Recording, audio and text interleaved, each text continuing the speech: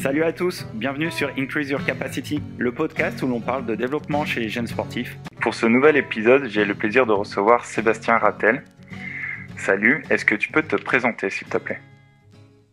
Oui, bonjour, donc Sébastien Rattel, je suis enseignant-chercheur à l'université Clermont-Auvergne, donc à Clermont-Ferrand, et j'enseigne à l'UFR STAPS, qui est une UFR en sciences et techniques des activités physiques et sportives, et je suis rattaché au laboratoire AME2P, adaptation métabolique à l'exercice en conditions physiologiques et pathologiques. Et donc, je suis maître de conférence universitaire depuis 2004. Et donc, j'exerce le métier d'enseignant et de chercheur au sein de l'UFR STAPS de l'université Clermont-Auvergne. Tu as toujours été à Clermont ? Ou tu as Alors, fait d'autres... j'ai toujours été à Clermont-Ferrand. J'ai fait mes études à Clermont-Ferrand. Donc, j'ai commencé mes études en 1993. Donc, j'ai passé un DUG STAPS. Et puis après, j'ai enchaîné sur une licence STAPS avec une option entraînement sportif. J'ai enchaîné avec une maîtrise entraînement sportif, un DEA sport et performance que j'ai obtenu en 1998. Et après, j'ai fait un doctorat d'université entre 1999 et 2001. Donc, j'ai soutenu ma thèse, c'était en décembre 2001. Et depuis mon DEA, depuis 1998, je travaille essentiellement sur l'enfant et l'activité physique, notamment dans le domaine de la physiologie de l'exercice. Donc, j'essaye de comprendre quels sont les effets de la croissance et de la maturation sur les réponses, notamment physiologiques à l'exercice. Donc, je mène des travaux qui consistent à comparer des adolescents, des enfants, des adultes, de manière à comprendre le phénomène ou les phénomènes de croissance et de maturation. Alors après mon doctorat, j'ai fait un post-doctorat. Je suis parti 1 an en Angleterre. Donc j'ai étudié pendant 1 an à l'université d'Exeter en Angleterre, qui se situe dans le sud-ouest de l'Angleterre. Et donc j'ai intégré un centre qui est spécialisé sur l'enfant et le sport. Donc en fait, j'ai poursuivi mes travaux de recherche sur l'enfant dans cette université anglaise. Et après, j'ai fait un autre post-doctorat à Marseille, au sein d'une UMR CNRS, donc à Marseille. Donc j'ai poursuivi encore des travaux sur l'enfant. Et puis après, je suis revenu à Clermont-Ferrand et depuis 2004, j'exerce mon métier d'enseignant-chercheur. Et puis, entre-temps, après, j'ai développé un réseau national et international parce que je suis amené aussi à collaborer avec des équipes françaises et des équipes étrangères, justement pour développer les connaissances dans le milieu de l'enfant et du sport et de l'activité physique. Et notamment en 2016, j'ai fait un CRCT, c'est un contrat de recherche. Enfin, c'est pas un CRCT, c'est plutôt un congé de recherche conversion thématique. Je suis parti pendant 6 mois en Australie, dans le plutôt sud-ouest de l'Australie, à Perth. Donc j'ai travaillé à l'université Edith Cowan également avec des chercheurs australiens pour continuer à développer des travaux sur l'enfant. Voilà, donc je suis toujours amené à bouger par-ci par-là et à collaborer avec pas mal d'équipes en France et à l'étranger. D'ailleurs, je voulais te remercier d'avoir répondu à l'acceptation de faire le podcast avec moi, parce que du coup j'ai lu ton bouquin et ton livre, enfin même cette Bible, et du coup j'étais vraiment surpris. Je me suis dit bon, j'envoie mon mail, on ne sait jamais, peut-être qu'il va me répondre, et j'étais vraiment, je te remercie énormément d'avoir répondu positif à ce podcast qu'on va faire du coup en 3 parties. Donc je dis pour les auditeurs que ça c'est notre première partie, il y en aura 2 autres au moins, parce que tu as beaucoup de choses à nous transmettre. Et donc voilà, je voulais vraiment te remercier. Ça me fait vraiment chaud au cœur de savoir que tu as pu être positif à ça. Et je voulais savoir, tu viens de quel sport à la base ? Alors moi, je suis nageur, hein. J'ai beaucoup pratiqué la natation. Alors j'ai fait beaucoup d'activités, beaucoup de sports quand j'étais vraiment très jeune. Et puis après, je me suis orienté plus en natation à partir de 11-12 ans. J'ai commencé à m'entraîner un petit peu plus et à me spécialiser. Donc après, donc voilà, j'ai fait de la compétition pendant une quinzaine d'années, voire un petit peu plus. J'étais nageur de papillon. J'avais pour spécialité le 50 et le 100 mètres papillon. Et puis après, voilà, au fil des années, bon, j'ai nagé un petit peu plus et ainsi de suite. Donc, je me suis vraiment spécialisé dans les activités aquatiques. Et j'ai passé mon brevet d'État, mon BESAN, en 1996, donc il y a 25 ans. Voilà, donc j'ai une valence, en tout cas une spécialité sportive en natation. Et d'ailleurs, il m'est arrivé de faire des travaux aussi chez l'enfant, notamment sur le coût énergétique de la natation, des travaux que j'avais publiés il y a maintenant il y a 12 ans. Mais donc voilà, j'essaye quand même par moment de revenir sur ma spécialité sportive pour voilà pour exercer aussi des travaux de recherche. Tu entraînes encore des jeunes ou pas? Alors j'ai entraîné quelques années des jeunes à un niveau régional. J'y ai pris beaucoup de plaisir et puis ça m'a permis de voilà de connaître un petit peu mieux l'enfant dans sa pratique sportive et de faire le lien entre voilà à la fois la théorie et la pratique. Et ce qui m'importe beaucoup, c'est de partir d'observations de terrain. En fait, hein. J'aime bien observer, analyser le comportement des enfants et essayer de comprendre à partir de là ben, comment ils fonctionnent. Alors pas forcément sur un plan physiologique, mais j'aime bien avoir une approche assez holistique, assez générale, de savoir comment l'enfant, à la fois sur un plan cognitif, sur un plan physiologique, sur un plan physique, comment l'enfant fonctionne à tous les niveaux. Et ça me permet voilà, de mieux cerner l'enfant dans son activité sportive de club ou spontanée, quotidienne. Donc j'essaie toujours voilà, de me situer un petit peu à l'interface des deux, à la fois sur la pratique et la théorie. Mais l'entraînement maintenant, c'est une bon, je n'entraîne plus trop les jeunes, mais en tout cas, j'essaie toujours voilà d'écouter, d'observer, voilà de prendre des informations qui sont ben, qui émanent du terrain, notamment des éducateurs sportifs, des professeurs d'APAS, des professeurs des écoles, des professeurs de PS en fait. Voilà, en tout cas de professionnels qui s'intéressent et qui accompagnent l'enfant dans leur quotidien. J'aime bien voilà, les écouter pour essayer aussi de mieux comprendre l'enfant dans son contexte de pratique sportive. J'ai fait une petite aparté. Tu disais que tu étais parti 6 mois en Australie.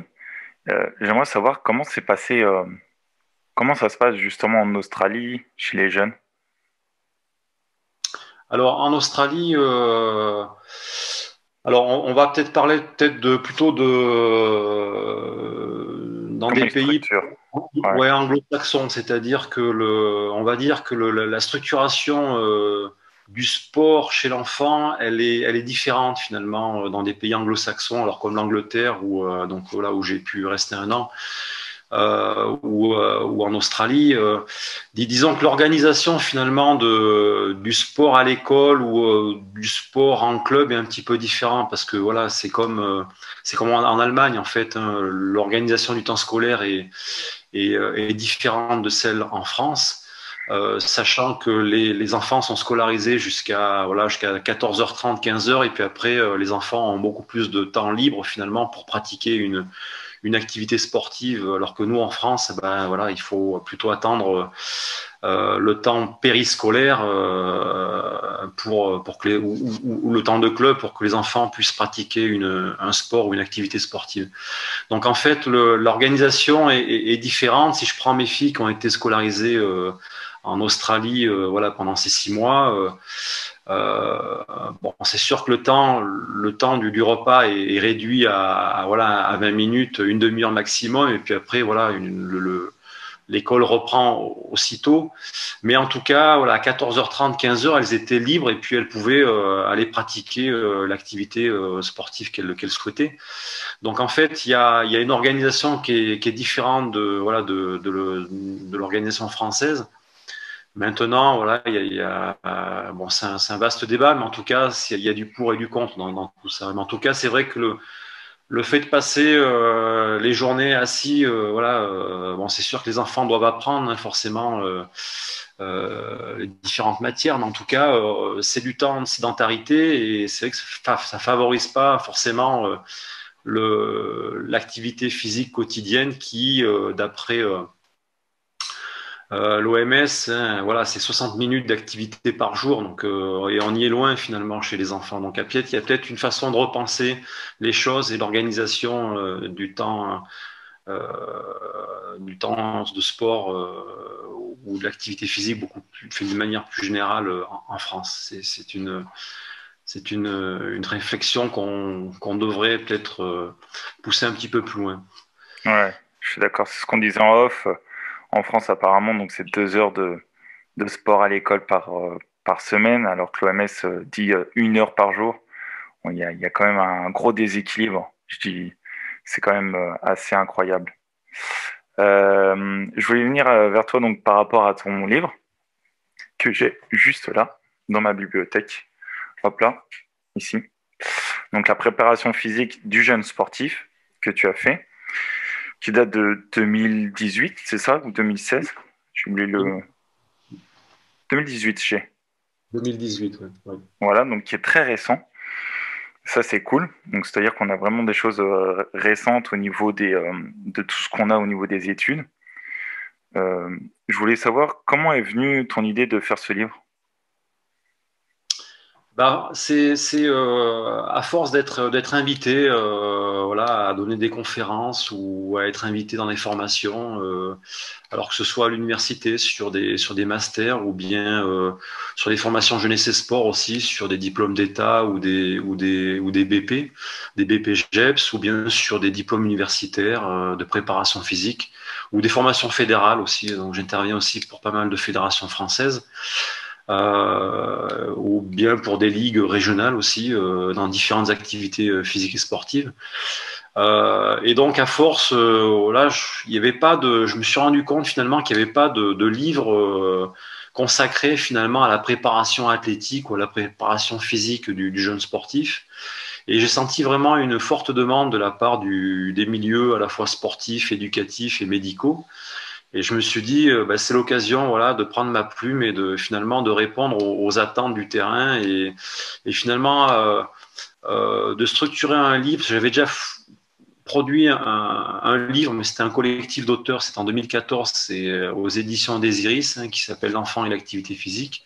Mais D'accord. c'était un collectif d'auteurs et avec une approche beaucoup plus fondamentale. Et j'étais pas. Alors, ça reste un bel ouvrage, mais un petit peu trop fondamental à mon sens.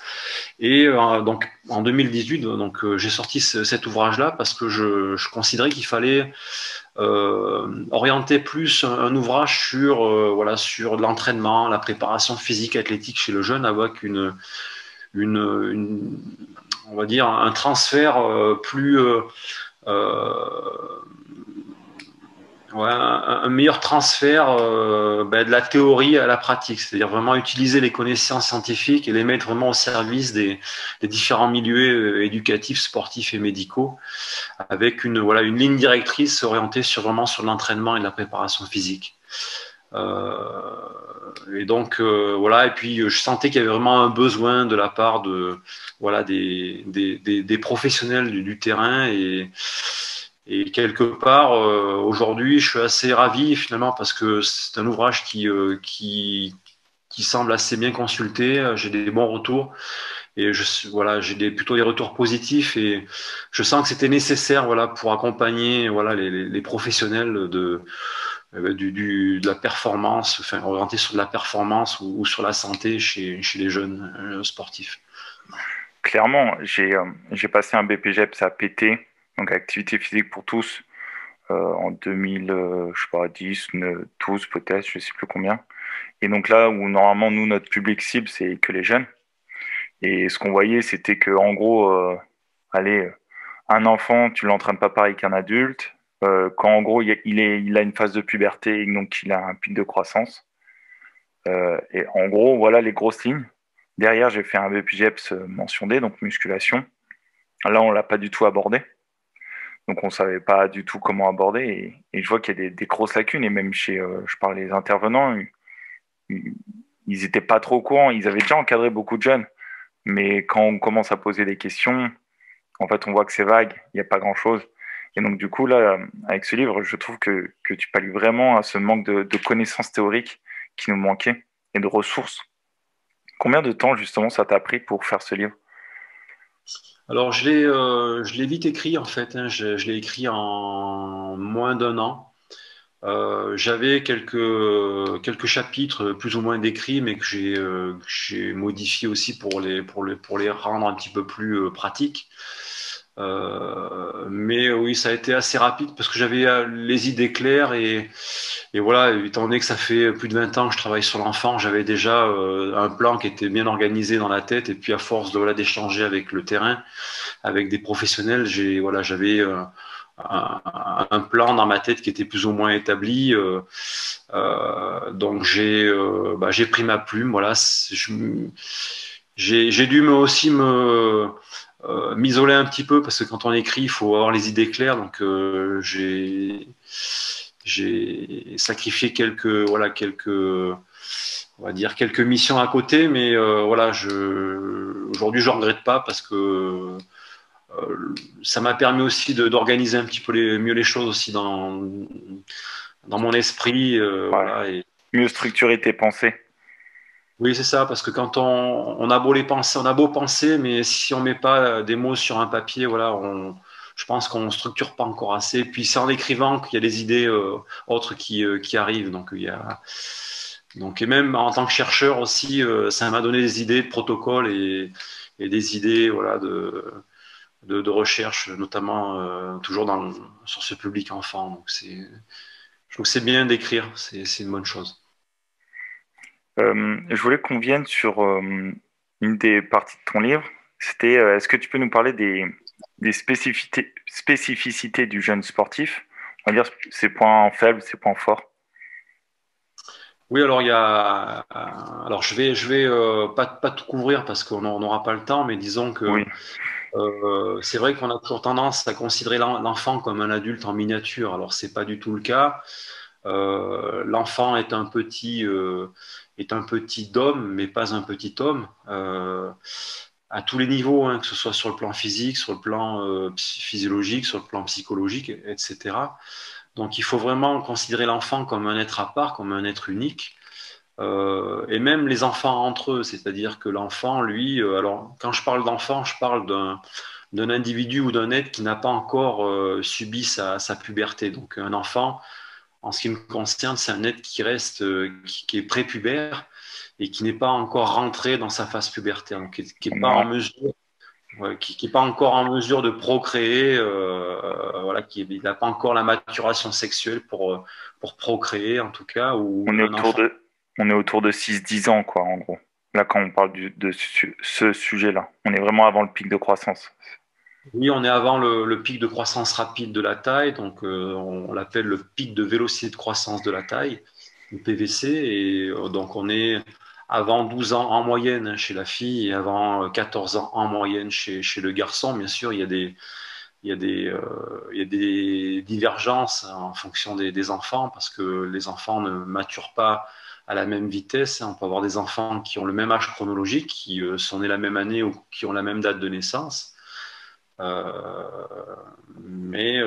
ça ne veut pas dire qu'ils ont le même niveau de maturité Mhm. euh, ou la même maturation sexuelle ou biologique. On peut avoir des écarts voilà, de 4-5 ans entre des enfants qui pourtant ont le même âge chronologique. Donc en fait, euh, il faut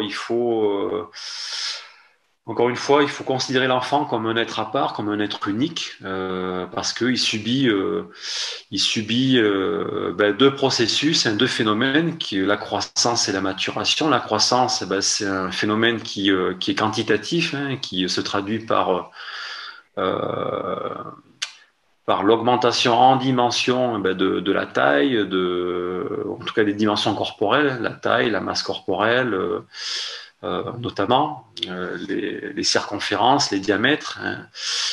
Donc ça, c'est un phénomène qui est purement quantitatif, c'est facilement observable. Et puis après, il y a la maturation qui se traduit plutôt par la progression de la fonction d'un système biologique. Hein. Donc ça peut être le système nerveux, ça peut être le système hormonal. Mais là, on est sur un phénomène qualitatif qui traduit le fonctionnement d'un système biologique ou d'un tissu, d'un organe. Et donc, ce fonctionnement, en fait, il est vraiment tributaire du niveau de maturation de l'enfant. Donc, en fait, il faut vraiment faire la différence entre le phénomène quantitatif, la croissance, et le phénomène qualitatif, qui est plutôt la maturation. Si on prend, par exemple, le muscle squelettique, hein, qui est l'effecteur du mouvement. Hein. Lorsque le muscle se contracte, il permet de déplacer les segments osseux. Et donc le muscle, en fait, sous l'action du système hormonal, le muscle il va grossir, il va grandir. Hein. L'enfant, il produit la testostérone, l'hormone de croissance, les oestrogènes, l'insuline, les hormones thyroïdiennes. En fait, le système hormonal va hypertrophier le muscle. Hein, donc là, on est sur un phénomène de croissance. Mais ça ne veut pas dire que le muscle, lui, fonctionne mieux. Si le muscle, par exemple, il n'est pas activé ou bien recruté par le système nerveux central, le muscle ne pourra pas fonctionner, il ne pourra pas se contracter. Donc un muscle, il a beau grandir, prendre du volume, s'il n'est pas mobilisé par le système nerveux central, il ne pourra pas fonctionner correctement. Donc en fait, le fonctionnement du muscle aussi passe par la maturation du système nerveux central, notamment par la capacité du système nerveux central à recruter ou activer les fibres musculaires qui sont innervées ou ce qu'on appelle les unités motrices. Donc il y a vraiment toujours ces deux phénomènes qui agissent, croissance et maturation, mais on peut avoir une maturation qui peut être décalée entre les enfants, et ça, c'est génétiquement déterminé ou c'est les facteurs environnementaux qui vont conditionner cette maturation biologique. Comment on peut estimer ou évaluer justement la différence entre la maturation et la croissance? Comment on peut évaluer ça?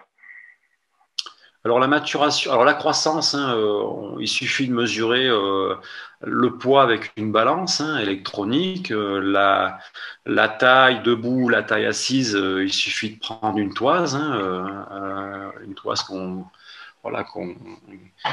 l'on voit toujours dans les centres médicaux, les cabinets médicaux. Donc là, c'est des mesures quantitatives en fait. Hein.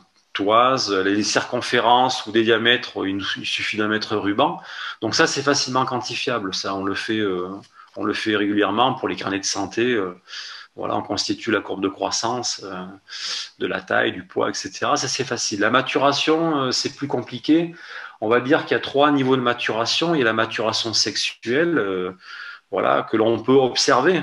C'est-à-dire qu'on peut observer la pilosité axiale, pubienne, le développement mammaire chez les filles, le développement des testicules chez les garçons. Donc ça, c'est vraiment de la maturation sexuelle. On peut l'observer, on peut la mesurer.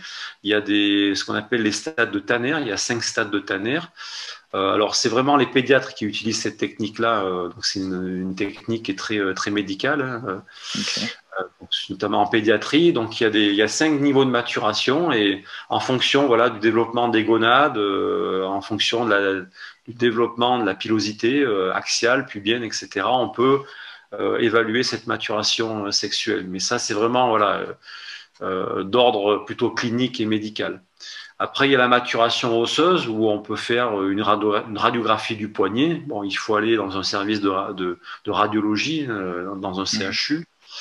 Là, c'est basé sur le niveau d'ossification des os du poignet.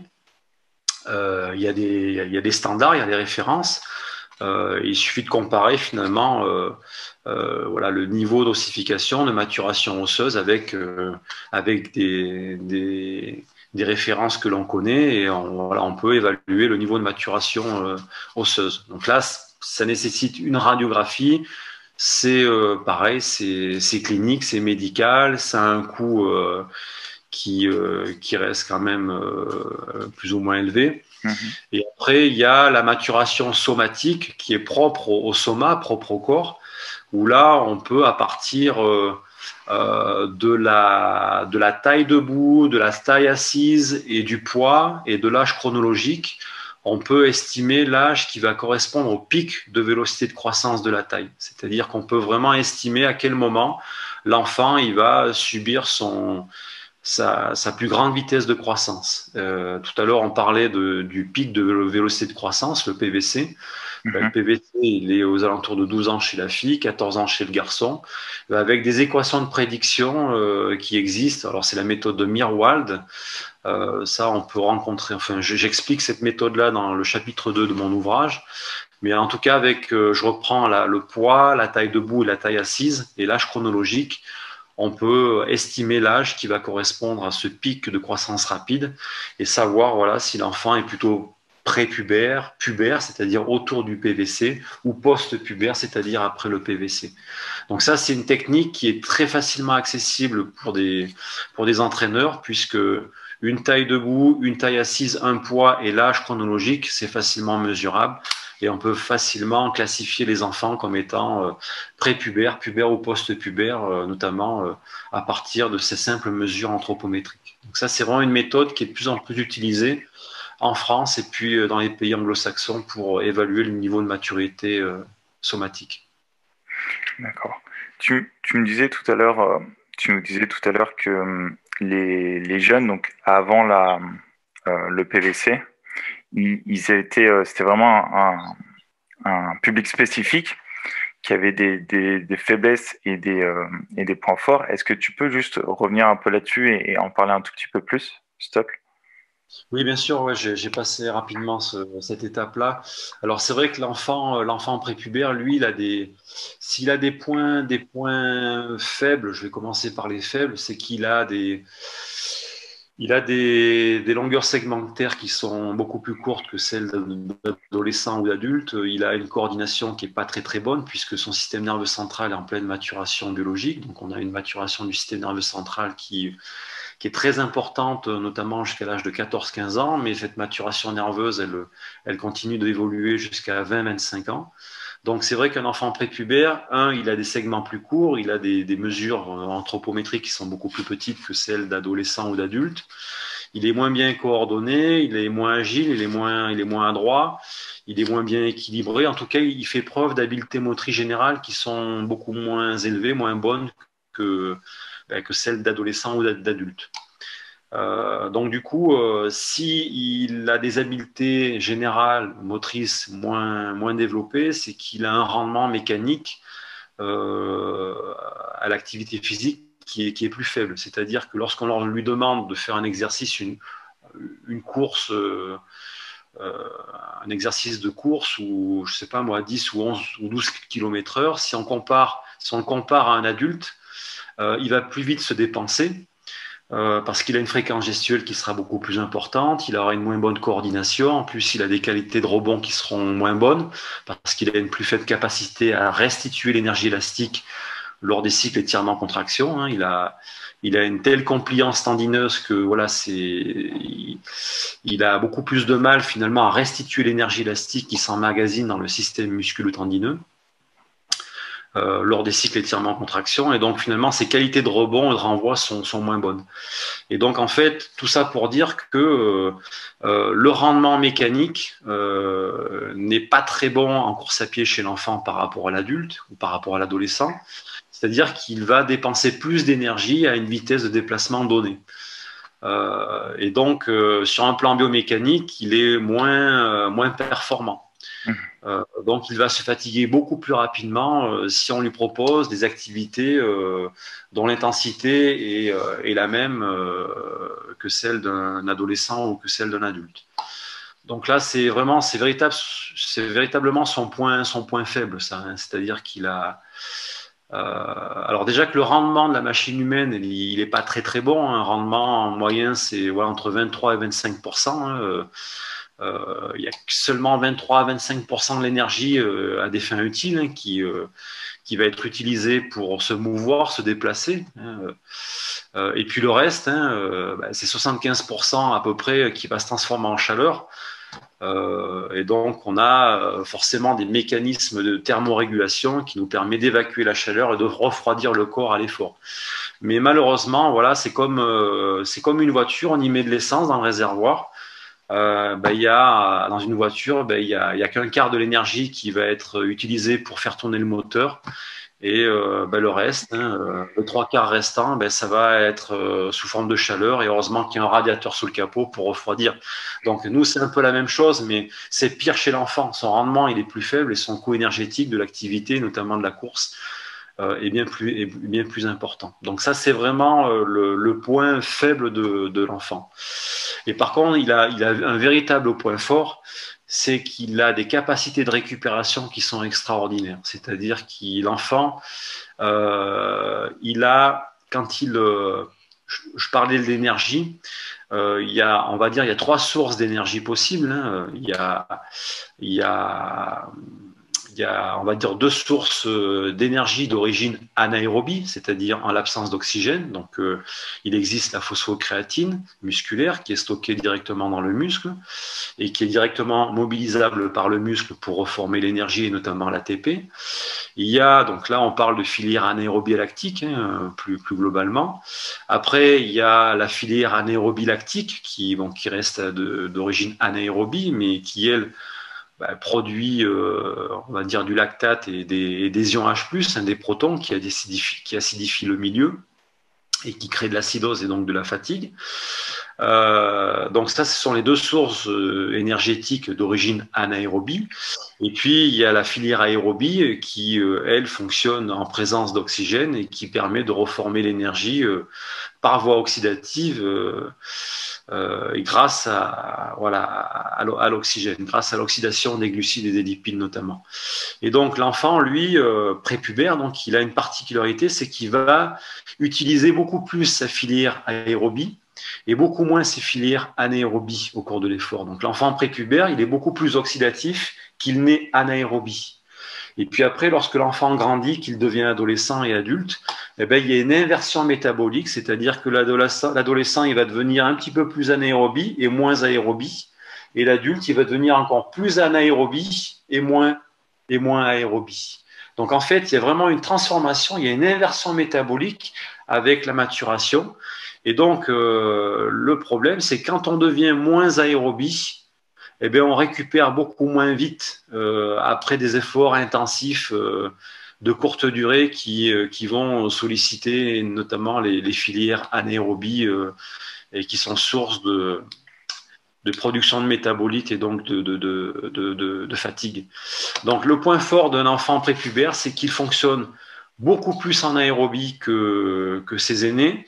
Et donc, ça lui permet de récupérer beaucoup plus vite, notamment la phosphocréatine musculaire, parce que c'est un processus qui est oxygène dépendant.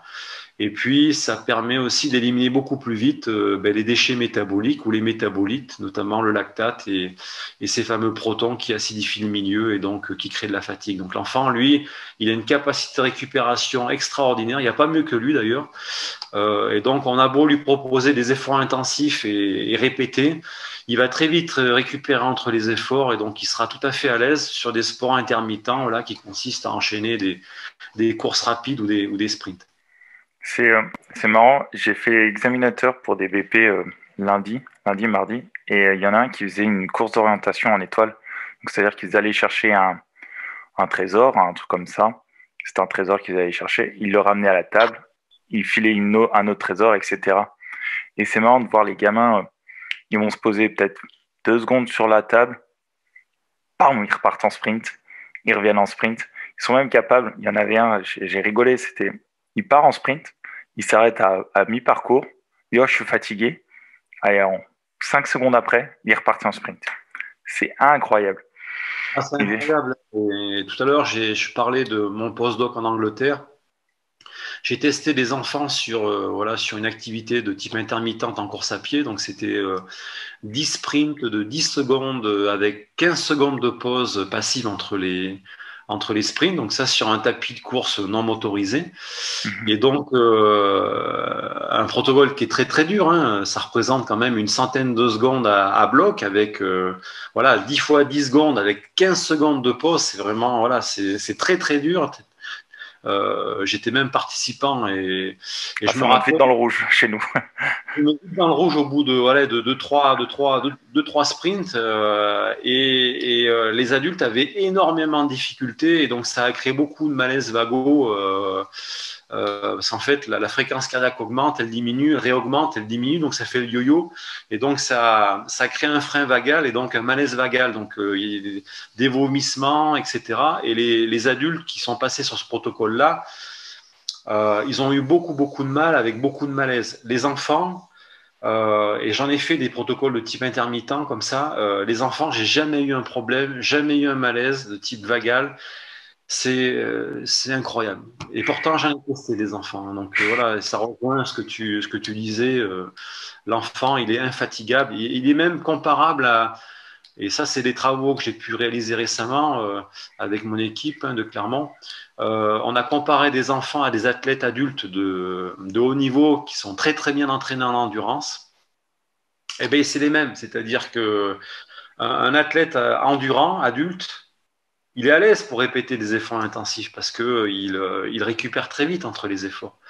Et donc, en fait, l'enfant prépubère, il a le même métabolisme qu'un athlète adulte endurant. C'est-à-dire que c'est les mêmes métaboliquement parlant. Et donc, du coup, ils ont pas de problème là-dessus. Mais je voulais venir sur les blessures. Est-ce que bah, déjà ils peuvent se blesser et comment les entraîneurs peuvent prévenir les blessures? Alors oui, la thématique des blessures, c'est une thématique qui reste très compliquée et quelque part pas très très bien étudiée chez les enfants. Et je suis en train de lancer un travail de thèse, notamment sur ce sujet-là. Alors c'est compliqué comme sujet parce qu'il faut vraiment définir les concepts avant toute chose. C'est-à-dire que c'est quoi une blessure, Hmm. comment elle se définit. Alors c'est vrai que quand on regarde la littérature, la blessure, elle est plutôt définie comme voilà, comme une interruption de l'entraînement ou du sport. Alors, sur avis médical ou pas, mais en tout cas, à partir du moment où le jeune sportif ne peut pas aller à l'entraînement parce qu'il voilà, il a une lésion ou en tout cas, il a une blessure qui le contraint à stopper son entraînement ou qu'il ne peut participer à une compétition. Voilà, là on a tendance à parler de blessure. Voilà. Et après, il y a la sévérité de la blessure où, en fonction si elle est modérée, si elle est faible, si elle est sévère, ça c'est en fonction de la durée de l'arrêt. C'est-à-dire Mhm. qu'entre 1 et 7 jours, on considère que c'est une petite blessure. Entre 7 et 28 jours, on considère que c'est une blessure moyenne. Et puis au-delà de 28 jours d'arrêt, voilà, on considère que c'est une grave blessure. Voilà, pour faire vite. Hein. Mhm. Après, la blessure, elle peut être liée notamment chez l'enfant, à deux phénomènes, hein. Soit c'est à la charge de travail qui n'est pas adaptée ou la montée en charge a été trop rapide. C'est-à-dire qu'on ne respecte pas finalement le principe de l'entraînement et de la surcharge progressive. Euh, ça peut être un facteur important, mais aussi il y a un facteur qui est la maturation, c'est-à-dire qu'un enfant, il peut se blesser, ne serait-ce que par l'effet de la croissance et de la maturation, c'est-à-dire que quand un enfant grandit, il va grandir déjà par les membres inférieurs et puis après par le tronc. Donc l'enfant va grandir déjà par les membres inférieurs avant le PVC de la taille. Et puis ensuite, il va agrandir par le tronc après le PVC de la taille. Et donc, ça crée des proportions corporelles qui se modifient. Donc, il y a déjà un schéma corporel qui est énormément transformé au moment de la puberté, un peu avant, pendant et même après. Et donc, ce schéma corporel qui est modifié, ça peut être une source de blessure importante chez les jeunes si la charge de travail n'est pas bien contrôlée. En tout cas, si la vitesse de montée en charge est trop rapide, notamment autour du pic de croissance rapide, ça peut être une véritable source de blessure chez les enfants. Alors maintenant, quid de. Alors, on peut prendre des exemples. Hein. Par exemple, quand je disais que les membres inférieurs grandissaient dans un premier temps et puis après le tronc dans un deuxième temps, ce qui est vraiment particulier, notamment chez les garçons, c'est que le PVC de la taille, il précède toujours le PVC de la masse. C'est-à-dire que, notamment chez les garçons, c'est-à-dire que l'enfant, lui, va grandir en taille à 14 ans à peu près, son PVC de la taille va être à 14 ans, mais son PVC de la masse, il va être aux alentours de 15 ans et demi, 16 ans. Il vient après. Il vient après, c'est-à-dire il vient 1 an et demi, voire 2 ans après. Donc, il n'est pas rare de voir des garçons, par exemple, grandir, s'allonger, être très grand, mais être très fin, pour se muscler seulement 1 an et demi, voire 2 ans après. Donc, ça veut dire que, alors on peut prendre plusieurs exemples. Hein. La colonne vertébrale, elle va vite s'allonger, mais elle ne sera pas protégée musculairement. Parce que le PVC de la masse, encore une fois, vient 1 an et demi, voire 2 ans après, après le PVC de la taille. Et donc, lorsqu'on a une colonne vertébrale qui s'allonge rapidement, eh ben, si la charge de travail n'est pas très bien contrôlée à ce moment-là, ben, ça peut être des déformations du dos, de la colonne vertébrale, avec l'apparition de lordose, de scoliose, de kyphose. En tout cas, voilà, si l'enfant pratique énormément, où il a une activité, où il s'entraîne tous les jours, par exemple, où il y a une charge trop conséquente sur la colonne vertébrale, eh bien, ça peut être source de problèmes de dos. D'ailleurs, Oui. en ce moment, on a quand même pas mal de jeunes qui ont la masse corporelle avant d'avoir la croissance quand même. Ça, j'en ai de plus en plus. Tout à fait. Après, il y a des problèmes de surcharge pondérale et d'obésité. Mais par exemple, chez la fille, lorsqu'elle lorsqu'elle est en pleine puberté, ben, la fille, elle produit beaucoup d'oestrogènes et donc elle va produire beaucoup de masse grasse. Finalement, elle va prendre beaucoup plus de masse grasse et au détriment de sa masse maigre, de sa masse musculaire. Donc, il y a forcément aussi une composition corporelle qui va être modifiée au moment de la puberté de la fille. Et donc, forcément, la masse grasse, c'est une masse qui est handicapante en quelque sorte, parce que c'est une masse inerte qui ne sert pas à grand-chose finalement, éventuellement à protéger du froid voilà, lorsqu'on est amené à nager dans de l'eau froide sur de la longue distance, ou à faciliter la flottabilité voilà, chez les nageurs, avoir une ligne de flottaison plus importante et rencontrer moins de résistance à l'avancement. Bon, voilà, il n'y a pas que des effets négatifs de la masse grasse, mais cette masse grasse reste quand même, elle est métaboliquement inerte et elle est un peu handicapante parce qu'elle surcharge le corps et forcément, lorsqu'on mesure un rapport poids-puissance, ben, c'est au détriment de la fille post-pubère. Donc, s'il y a un enjeu finalement chez la fille post-pubère, ben, c'est de réduire la masse grasse. Pour voilà, essayer d'avoir une masse la moins handicapante possible et donc optimiser le niveau de performance des filles post-pubères, par exemple. Donc ça, c'est des exemples de transformation corporelle voilà, qui peut handicaper finalement, être au détriment de la performance et être source de blessures. Parce que c'est vrai qu'une surcharge pondérale, on fait preuve de moins de vélocité, moins de réactivité, moins d'agilité, moins d'adresse, et ça peut être au détriment finalement des habiletés motrices et des habiletés physiques. J'ai deux questions qui me viennent. La première, c'est vu l'enfant récupère plus vite au niveau des efforts, est-ce qu'il récupère aussi plus vite lors des blessures? Ça, c'est ma première question. Alors là, c'est une très bonne question, mais j'ai pas des éléments de réponse à t'apporter. En termes de cicatrisation ou de l'âge, c'est un domaine que j'ai jamais exploré. Je sais pas du tout ce qu'il peut en être sur la vitesse de récupération après une blessure chez les jeunes.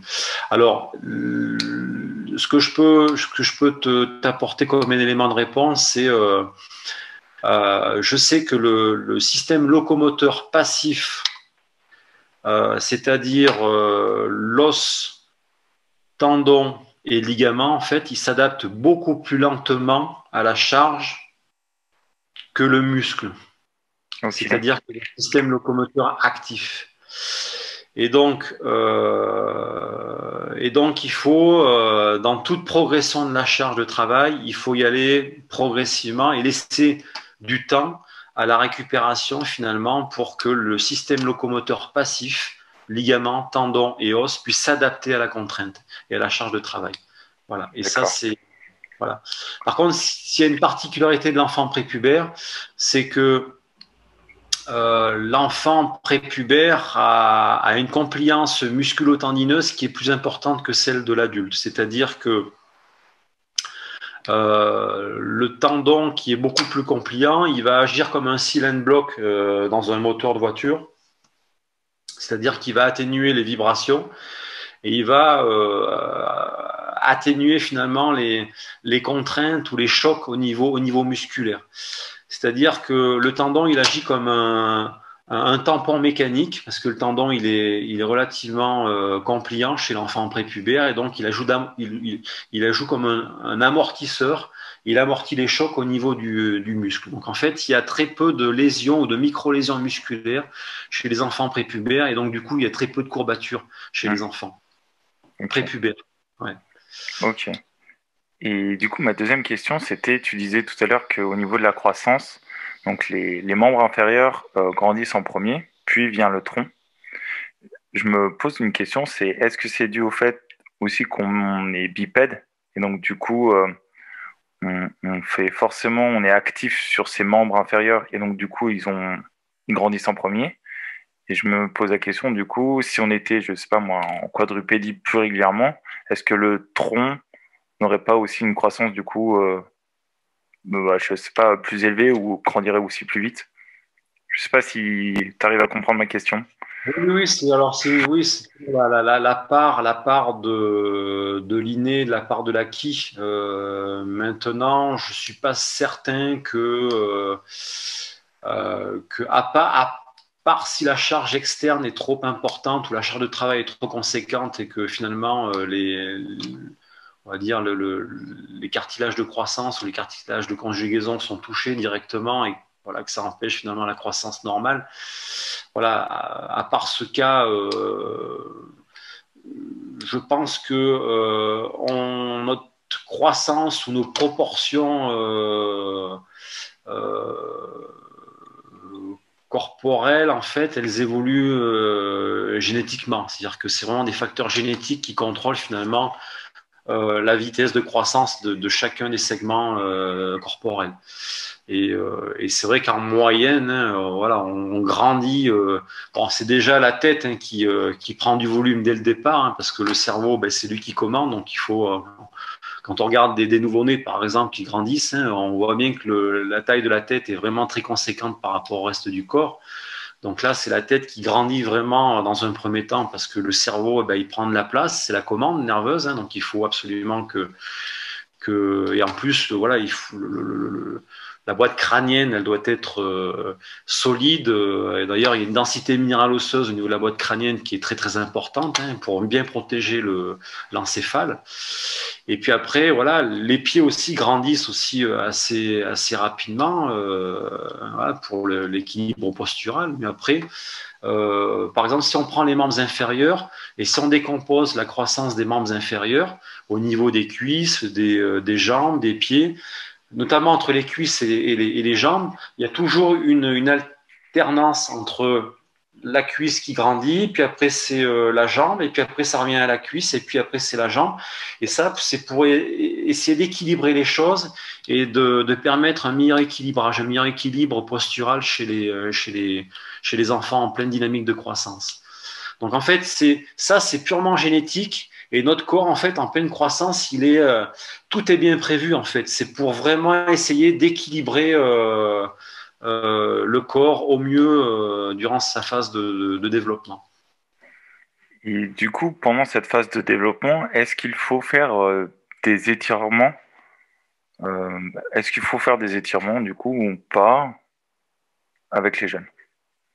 Alors, c'est pour en venir peut-être à la question des blessures. C'est vrai que cette compliance, on va dire, musculaire et tendineuse qui est importante chez l'enfant prépubère, elle diminue avec le développement. C'est-à-dire que on va parler de raideur. La raideur musculo-tendineuse, elle est indexée sur le niveau de force et sur la masse musculaire. C'est-à-dire que quand on prend de la masse, eh bien, on devient plus raide naturellement. C'est-à-dire on devient plus fort, mais on devient plus raide.